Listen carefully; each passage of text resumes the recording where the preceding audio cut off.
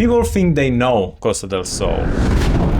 So did we. After all, we've already been here before. Well, we were wrong. The more we looked into its history, the more one question kept bothering us. How can a place with 2,000 years of stories be known only for its beaches? What is this coast really like beyond the sand? Then we looked at the map. Most tourists head west. But what's on the east? This time we drove the entire coast, from end to end, stopping in 10 completely different towns to uncover the true soul of Spain's most famous coastline.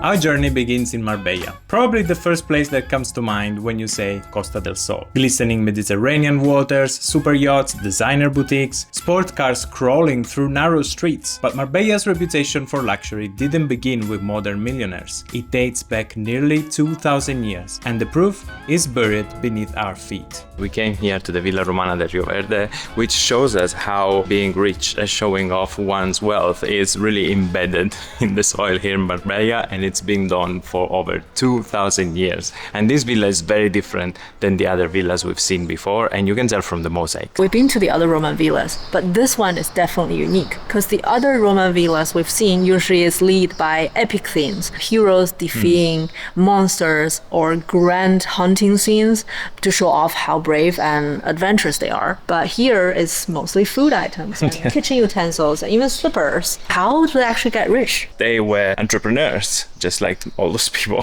who show off now in Puerto Banús. But they were something a little bit less glamorous than maybe tech or finance. They were doing garum. Okay, what is that? A sort of fish sauce of ancient Rome. So they would take the interior, the organs of the fish, they would put just the right amount of salt and let it under the Marbella sun for months, and it would ferment, and it's like MSG. Garum wasn't just a common ingredient, it was very expensive as well. Well done garum, it was like caviar for us today, or like truffles, so it was a really, really good business.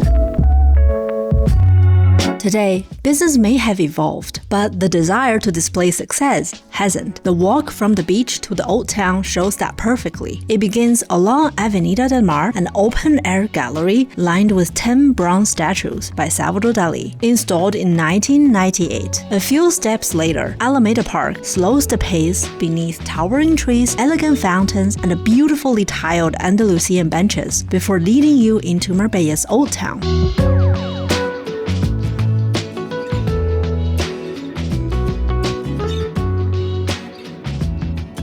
And hidden within this labyrinth are these incredible old-school taverns where locals actually eat. We found a place that apparently won the prize for best handmade croquetas. And I love me some croquetas. Oh, I never had a good experience with croquetas. Maybe this place can change my mind. Let's see how this is like.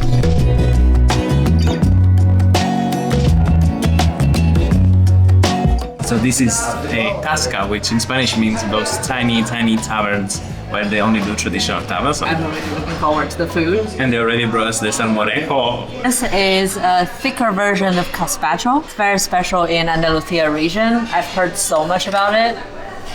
Let's see how it is. So it has a little bit of egg and ham on top. They're gonna get both.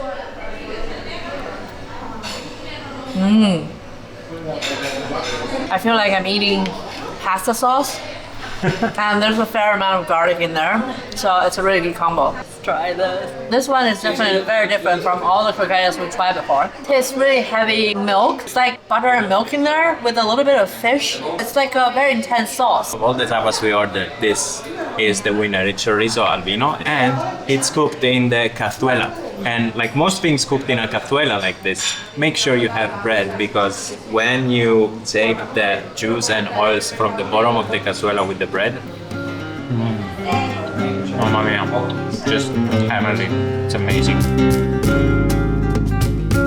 Places like El Estrecho aren't performing for the tourists. They're feeding the local communities the way they always do. And if you want unfiltered vibe of the town, you need to hit the Mercado Municipal, where locals come to shop, chat, and catch up on the day's news.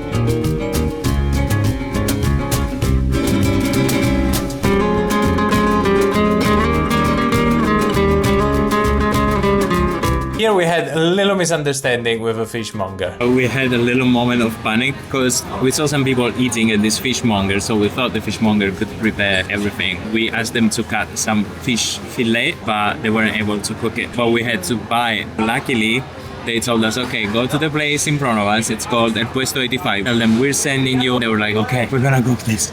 So this food is not going to waste. And we're coming here anyways, El Puesto 85, because they have some really interesting take on traditional cuisine. So they take the beautiful local ingredients here from the market, all this fresh fish, but they give it like a more modern twist. So the fish that caused a heart attack finally got cooked. They lightly poached it with this green sauce. It smells really intense of herbs. I couldn't tell what kind of herbs it is. They were like, nah, the sauce is a secret. We're not gonna tell you.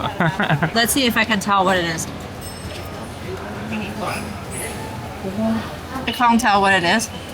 I think there's a little bit of cumin there. That's all I can tell. Cumin? I think, yeah, it's a mix.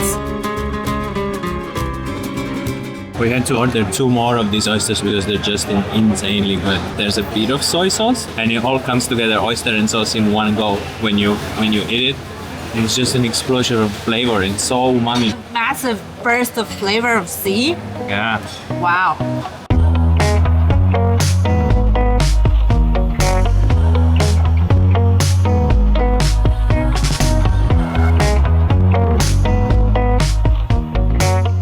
Leaving the old town behind, we head into the hills of Nueva Andalucía, Marbella's exclusive golf valley, home to multi-million euro villas and world-class golf courses. It's one of Europe's most luxurious neighborhoods, yet hidden among it all is Lago de las Tortugas, a former irrigation reservoir that has become a peaceful green sanctuary. Crazy to think that this is still Marbella, because the image you have when you look it up online or when people talk about it, it's this beach and boats, but here we are in the middle of the woods with a beautiful lake, Lago de las Tortugas. Local people come fishing, there's a lot of van lifers, a lot of campers, a lot of hiking. Yeah, because think about it, Costa del Sol is not just the coastline. A few kilometers away is the mountain like Sierra Blanco. The mountain range stretches very far and there's different microclimate. There's plenty of activities around here. I'm really curious to see how it changes as we go further east, because Costa del Sol, also you can imagine Malaga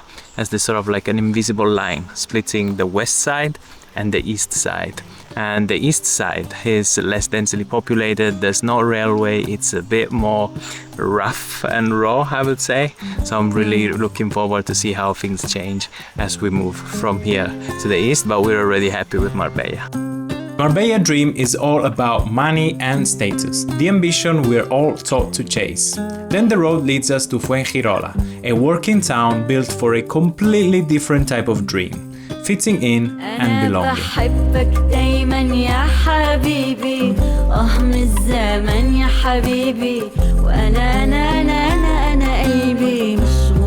Like in most of southern Spain, the biggest share of foreign residents is Moroccan origins. A big Muslim community and a mosque was built here. We came to the back alley of the mosque.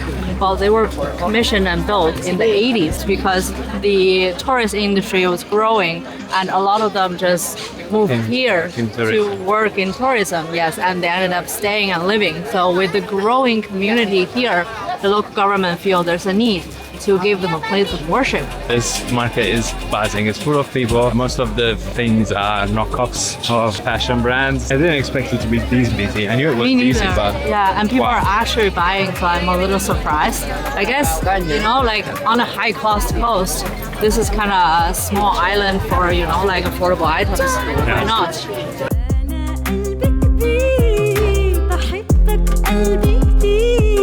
Walking through Fuengirola, the Arabic signs are hard to miss, giving the town a multicultural feel. Old-school shopfronts and unpolished yet lively streets create the kind of place where everyday life takes priority. Shops are filled with locals from all walks of life, and the prices remain refreshingly down to earth. Dreams live on ordinary street corners in working-class neighborhoods like El Boquetillo. Here, painted high on a wall, La magia de los sueños, the magic of dreaming, reminds us that the most genuine dreams don't cost millions. They're simply the light we hold on to. We are in a residential neighborhood that, like many residential neighborhoods all over Europe, was built up very fast in the 60s because people were migrating from the countryside to the cities. Matter of fact, I grew up in a similar working class neighborhood, so it kind of feels like home. But what this one has that makes it very special is how the city decided to turn it into a beautiful street art open air museum. It's really mind-boggling how can they paint so good and at scale, and it makes the whole thing so colorful. The way the buildings are arranged like 45 degrees towards the street as you walk down, it's really like going down an art gallery. This is my favorite painting because history always talking about man being brave and going to the sea on boat. This painting basically validates the older women in the community and their contribution. It's called La Yaya, this older women handling fish in the painting, and it looks really like a photo. Yeah, it's realistic. Hold on to your light and ride it through the night. Your life is worth the fight, so hold on to your light. Sun rays peek through hand-drawn drapes, warming teardrops on your face. High above the coast sits Mijas Pueblo, the famous Pueblo Blanco, a picturesque white village clinging to the mountainside. Everyone who's ever searched Costa del Sol has probably seen its iconic donkey taxis. They've long been the region's most recognizable symbol, but behind the postcard photos lies the coast's most controversial debate. Over 60 years ago, when the first British, French, German tourists were coming to Mijas Pueblo, they saw farmers using the donkeys to carry things, up and down hill. And they started asking farmers a photo with the donkey or to give their kids a little ride on the donkey, and they started giving tips. Sometimes a tip for a donkey ride was more than a full day of labor in the field. They switched their business to just using the donkeys at donkey taxis. After we coming here and seeing the condition they're kept, very hot, each donkey doesn't have its own water, and they have to be forced to stand in this way all day, and you can see like they're alternating their back leg in order to stand. Clearly they're in pain. They could rehabilitate those farmers to do something else. With a lot of tourists around, I'm sure they can find other jobs, and maybe there should be institutions keeping these animals in a better condition so they have their own welfare. It's your fly mask, isn't it? Good boy. This is Amaya. Her dream is to end the donkey taxi traditions in Mijas. She built Donkey Dreamland, a sanctuary where mistreated donkeys can recover and live with dignity.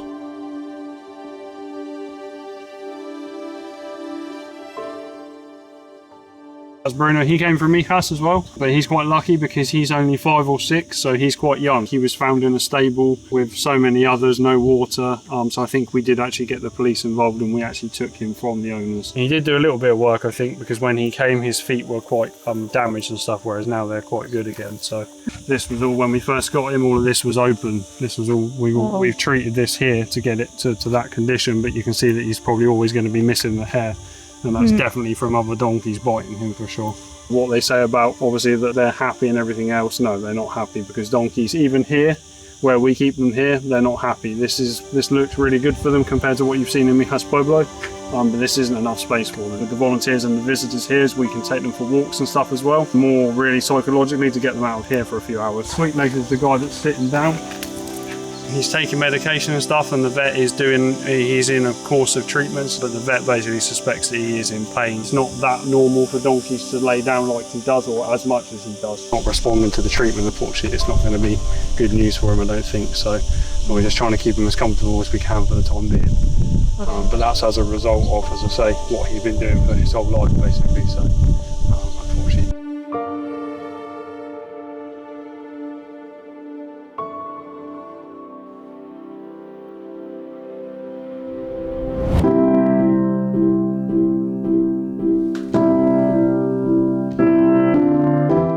Not every dream changed the world. Some simply reflect a lifetime of curiosity. Back in Mijas Pueblo, we found a miniature museum that tells the story of another dreamer, Professor Max. He spent his life traveling the globe, collecting tiny and bizarre objects, and bringing them back to Mijas, a legacy that has outlived him since his passing in 1975.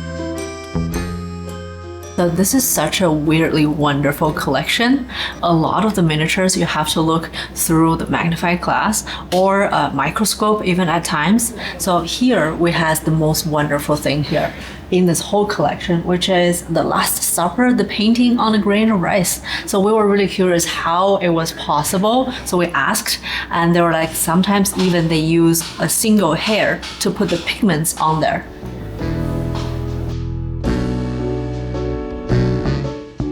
This really weird us out. This is a shrunken, real human head. It's a practice from some peoples of the Amazon, the Jibaro in this case, who removed the skull and then rework the face in a way that it looks like a miniature face. And it's very strange to look at it because it's also so full of hair. Definitely more hair than you.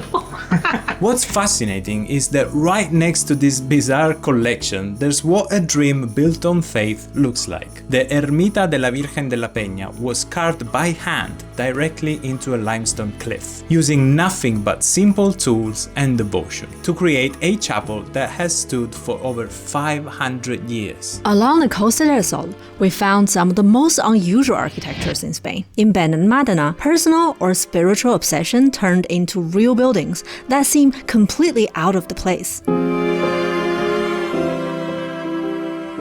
The first monument is Stupa of Enlightenment.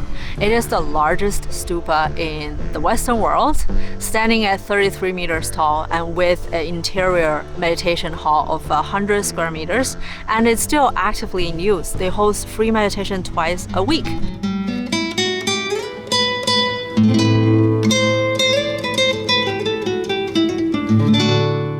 Second monument in Benalmadena that is pretty odd, and it only shares the oddness with the stupa because it was built with the complete opposite intention, is the Castillo de Colomanes. Why is the opposite of the stupa? Well, stupa is a Buddhist monument. It's all about letting go. But this monument was built by someone who really couldn't let go and out of obsession. It was built by a Spanish gynecologist, Dr. Martin Martin, who lived in New York. And there he realized how much Christopher Columbus was associated with Italian culture, because Columbus was Italian.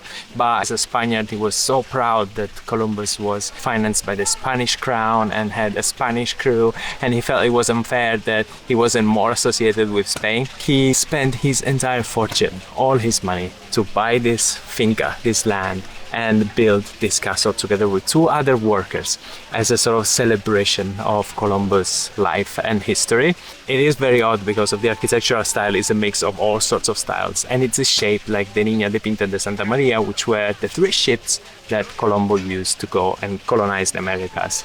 And there's also the smallest chapel in the world, which is only 1.69 square meters, and it's where the ashes of Martin Martin, the doctor who built this, are now.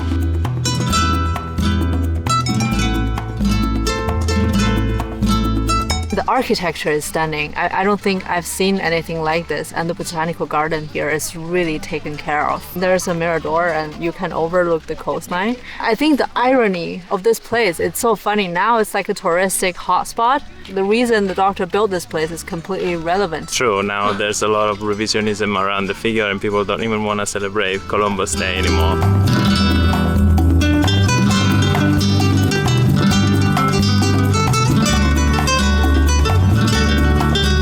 This is Castel Bilbil, Moorish neo-Islamic architecture commissioned by a very wealthy Moroccan couple who wanted to move here and live here in the 20s. Unfortunately, the civil war started. They were forced to run away. They spent a fortune on building this beautiful castle. That was their dream and they never got to enjoy. And I'm starting to see a pattern here. Looks like this place keeps attracting dreamers and obsessives.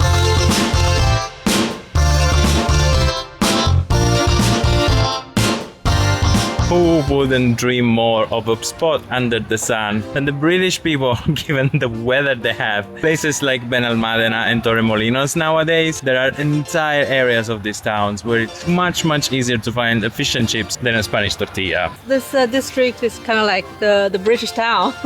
So it's, it's also interesting. And their food is generally very cheap.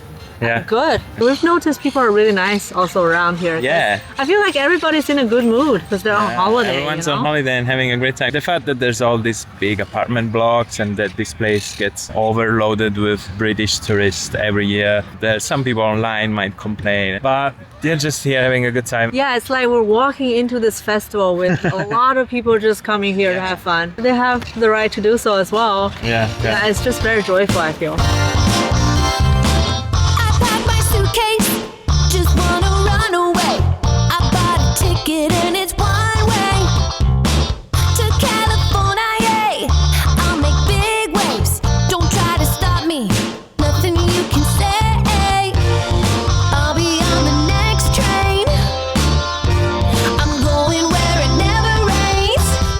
Catch me if you can. If you are my biggest fan, you'll follow me. Here in Torremolinos, there's another mansion. There is the coronation of a dream. This time the dreamer was a sugar entrepreneur who invested a lot of money to build this beauty, which is Casa de los Navajas. This is a very unique style because this is neo-Mudéjar style. Now, Mudéjar is the style of architecture and art that was used by the Moriscos. The Moriscos were the former Moros, who after the Spanish Reconquista turned into Christians because they were forced to convert to Christianity. So this style is a little bit of a mix of Islamic style and Christian style together, which is very interesting. And we will talk more about the Moriscos and a bad tragedy that happened around here later when we reach Frigiliana.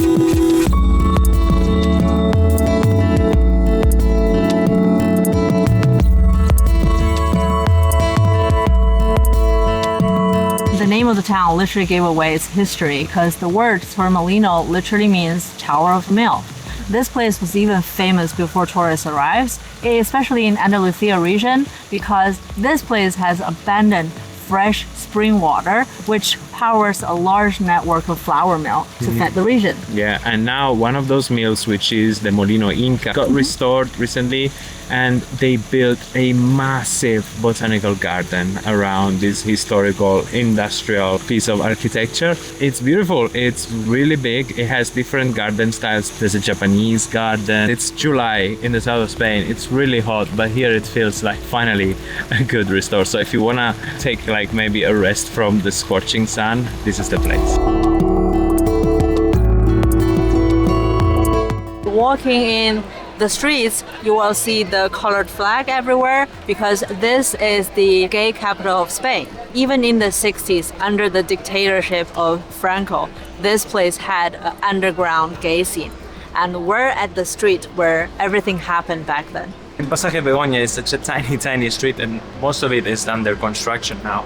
But you still have this LGBTQ themed murals, and this is where all the action of the gay scene in the 60s was happening. And it was a very important bar, the Blue Note, which was run by Pia Beck, who was an outstanding jazz pianist, extremely outspoken and very open about her own homosexuality, and was very defiant of Franco. But again, despite all that, the police kept looking away, especially because people like Pia Beck or another British couple, the Open Tony's bar, would bring people from outside to come and be tourists here, and that brought a lot of very much needed money. But that unfortunately ended in the 24th of June, police raided this place. They blocked both entrances of Calle Begoña and arrested 300 people that, needless to say, in jail didn't really have a great time. They were tortured and mistreated. But now it's being restored and it's coming back to life, and there's these murals and they're fixing it, and it's still a very important place, almost like of pilgrimage. Torremolinos still brings gay people from all over Europe to celebrate and have fun here. It turns out someone has never been to a gay bar, and what better place than Torremolinos for that? Let's go!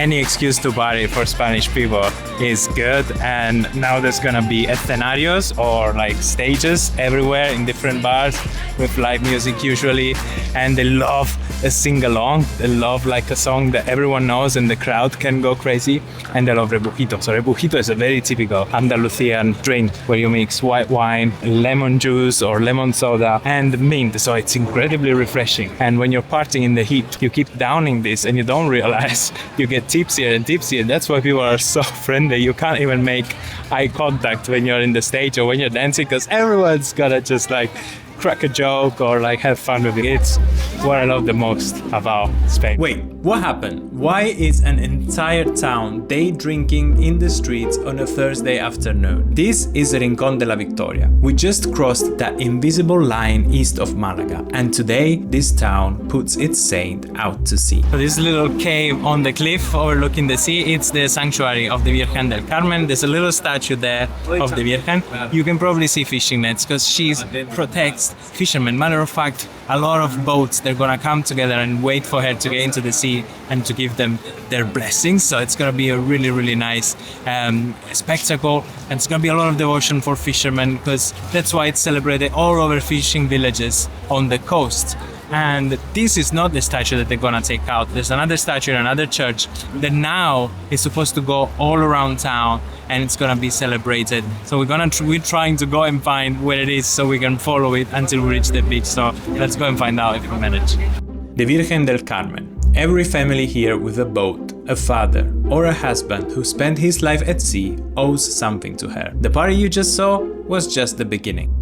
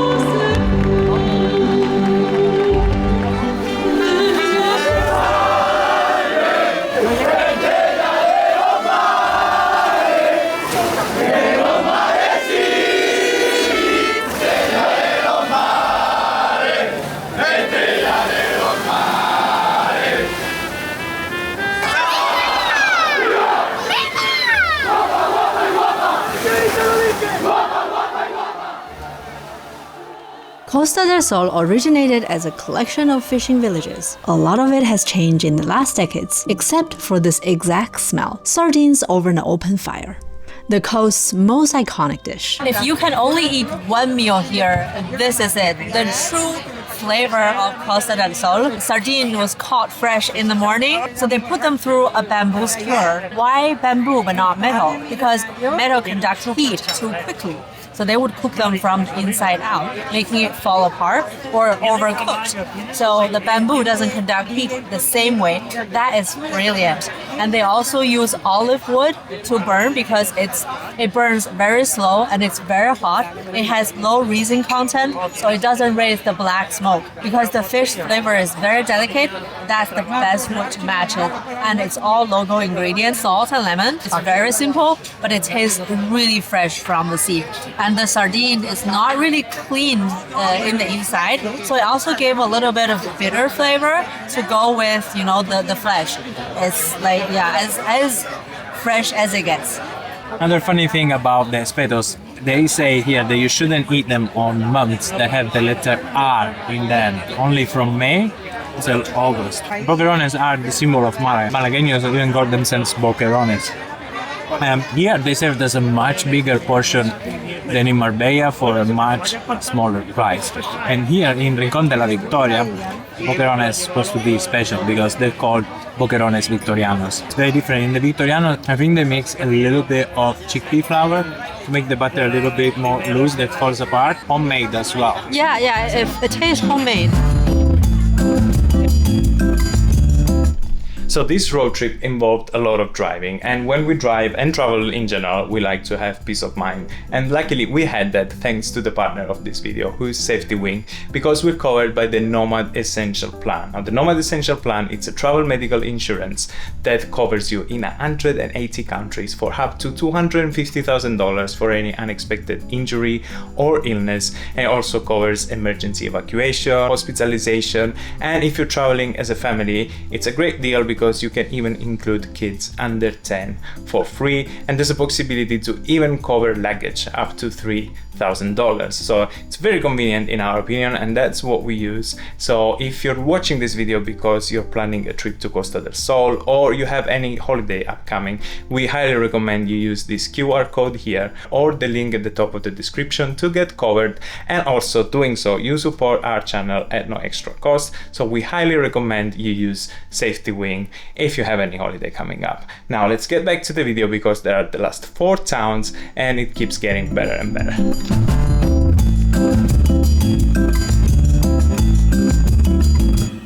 Driving a few kilometers east of Rincon is stepping into a unique microclimate. Velez Malaga is one of the only places in mainland Europe where it's possible to grow tropical fruit.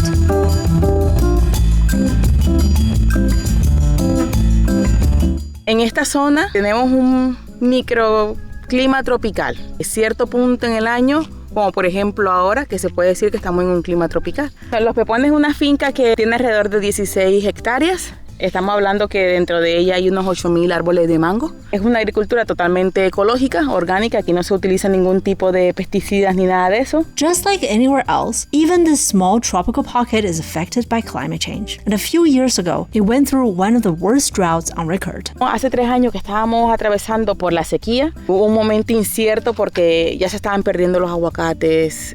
No sabíamos qué tanto podrían aguantar los mangos. Sacrificamos la producción de este año y dejamos que ellos se recuperen y esperemos que llueva el próximo año. Todo eso son, digamos, consecuencias de todos los cambios. Nos estamos dando cuenta que cada vez las cosechas pues, van cambiando y ninguna es igual a la anterior. Nosotros distribuimos o comercializamos nuestra fruta a través de crowdfarming. Es como una plataforma online para agricultores. Nosotros publicamos los proyectos que tenemos y pues los consumidores finales, en ese caso cualquier persona que está detrás de un ordenador, hace un pedido de caja y pues cuando sea el momento de la cosecha, pues le llegará esa caja a su casa. Y hay otra forma de venta que es que puede adoptar el árbol, que es un poco de ayuda y apoyo al agricultor porque es casi como una preventa. Entonces de esa manera el consumidor garantiza que va a recibir la fruta y de esa manera también nosotros garantizamos que vamos a poder vender esa fruta.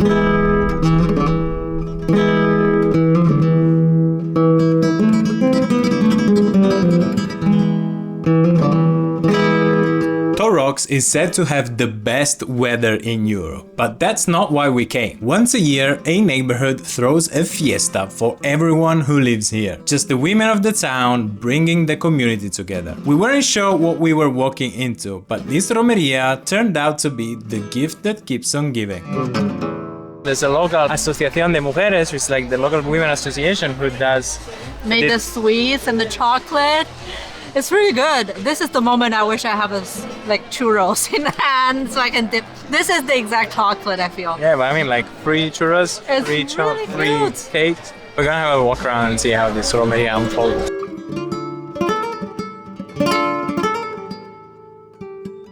I've never seen a paella so giant. It's huge, and they're basically handing out free paella to everyone. And there's like a very, very long queue. I really like how women dress up, like with the giant flowers. Well, before coming out, I was like, okay, it's raining. There's probably nobody, but like everybody came out, despite the raining days. And no, it's a free paella. Yeah, and people dress up and everything. It's everybody from the neighborhood. We're gonna give it a shot because we saw the ladies at the back. They're really fast, and actually the queue is moving okay. and I really want to try this paella. Gracias. Hello, is your first free paella from the pueblo? Oh my god, it's good. Yeah? Mm-hmm. Oh, nice. It's big, but there's a lot of fish in there.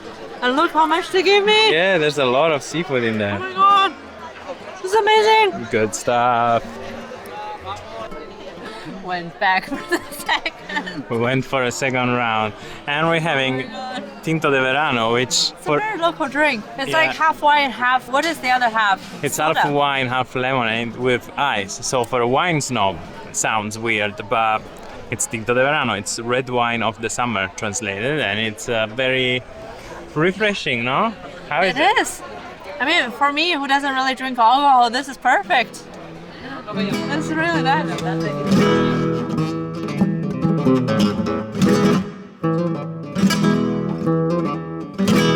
Now there's a sort of like horse competition in this big space. They used to be part of a sugar factory. It's crazy how many people have horses here. Yeah, and there's like families come all together for horses. And it's like probably the tallest horse I've ever seen. These horses are really big. Because we've also ride horses in Inner Mongolia, but those horses are so tiny. It really feels like you're going back in time. In Yeah. general, seeing especially the women dressed up with the Sevillana traje, Yeah, It's the like- skirt. And they have to sit on one side. it's really cool. Oh, But yeah, look how tall they are. It's taller than me. Don't kick me, please. they just hanged some ribbons there, and from what we understood, the race is the horse. It's gonna have to run there. Take it off. And the rider's gonna catch the ribbon. Oh, they're starting to warm up. Yeah.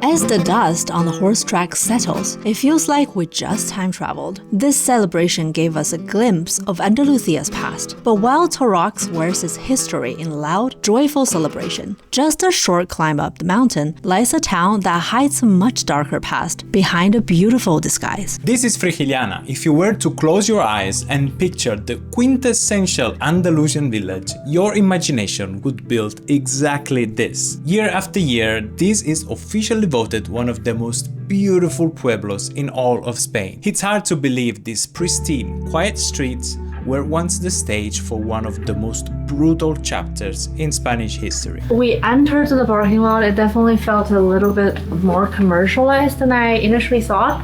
This is kind of far off, tiny village. But once you actually walk in, it's quite empty. Yeah.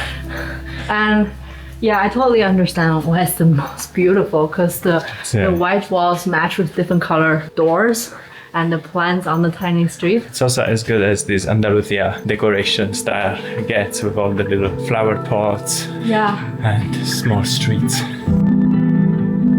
Take my hand, don't look back.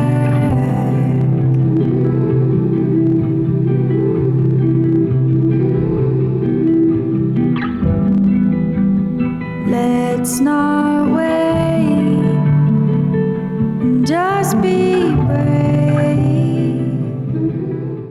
There are 12 of these ceramic plaques. They're actually it's a story, a very bloody and tragic story. Andalusia used to be Al-Andalus, used to be ruled by the Moors for almost 800 years. And then with the Reconquista, the Catholic Spanish king took completely over. Most Muslims were either killed or expelled. In 1569 here there was a huge battle between the Moriscos, who were Muslims who converted to Christianity, the Spanish armies who were sent here to crush this rebellion. And the Moriscos staged this rebellion because there was very strong oppression from the Catholic kings towards Moriscos. And 4,000 Moriscos here in Frigiliana versus 5,000 soldiers of the Spanish king clashed, and there was a bloody battle. Thousands of people died, and the Moriscos who made it alive were expelled because the Spanish eventually won, and this was the end of flourishing Morisco culture here, because actually a lot of this ancient town was inhabited and built by the Moriscos. So you have this beautiful mixed style of Christian and Muslim architecture. We can still see this town is pretty much shaped by its Muslim past. For example, this doorbell, it's shaped like a woman's hand. So this is Fatima's hand. It's on a lot of the doors, not all the doors, but yeah, this is pretty present in this town.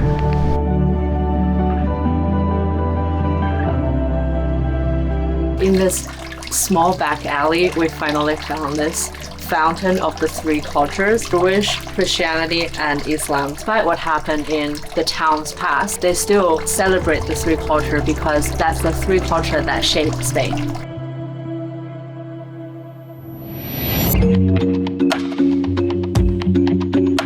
Our last stop is Nerja. At first glance, it looks like exactly what you expect from the Costa del Sol. The perfect place to grab a kayak and explore stunning cliffs and waterfalls that drop into the sea. But Nerja's greatest natural wonder is hidden underground and is far older than anything we could ever imagine. I'm really stunned by how beautiful Nerja is, because we knew it was a bigger city, so I kind of expected like taller buildings and like not as pretty, but they made a really good job keeping the building regulations very strict, and it looks almost like the pueblos in the mountains, but it just continues to the coast, so there's no difference coast versus mountain. The Balcón de Europa in photos and videos really doesn't do it justice. We had low expectation, but when we saw it, we're like, wow, okay, this place, and it has a very beautiful atmosphere with all the tourists and all the people visiting. It kind of feels a bit like Amalfi. It's just a very beautiful place. It's beautiful. Definitely not what we expected before coming here. No. I don't think in any of the towns we've seen so many people, right? No. So what is the story of this place? It's actually interesting. Everyone comes here for the balcony of Europe. Beautiful view on the sea, but that was kind of the curse for Nerja for a while, because it was a very prosperous place during the Islamic rule. Matter of fact, it was called the Marixa. The name comes from the times of Al-Andalus. After the Reconquista, no one kind of really wanted to live here because being so exposed to the coast made it an easy target. At some point, everyone in Nerja had to have a weapon. It got destroyed during the Napoleon War, early 19th century, by the British. Funnily enough, now it's one of the towns with the highest British expats population in the area. Nerja has around 30% of the people who live all year round here are British. Foreigners, yeah, and a lot of them are British. They're the highest percentage. And I mean, don't blame them because it's just stunning.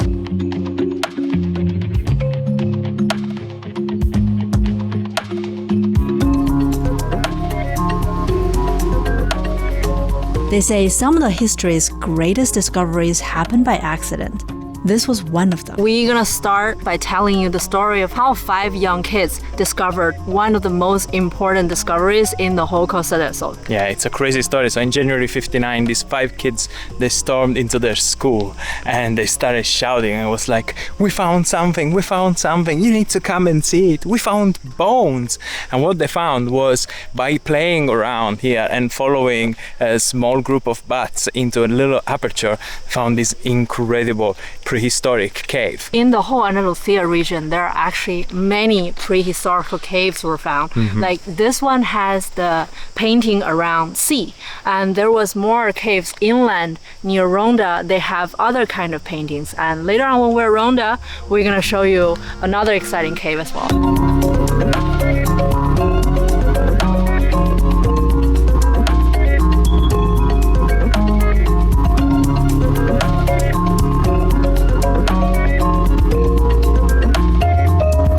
So I understand now why they say this cave is cathedral-like, because yeah, it's really tall and large And the cave. stalactite make it looks like a Gothic cathedral. They do host concert here like every now and then.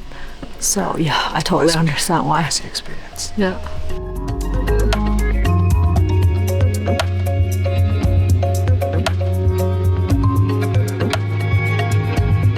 I think we moved from this could be a cathedral to this could be a city.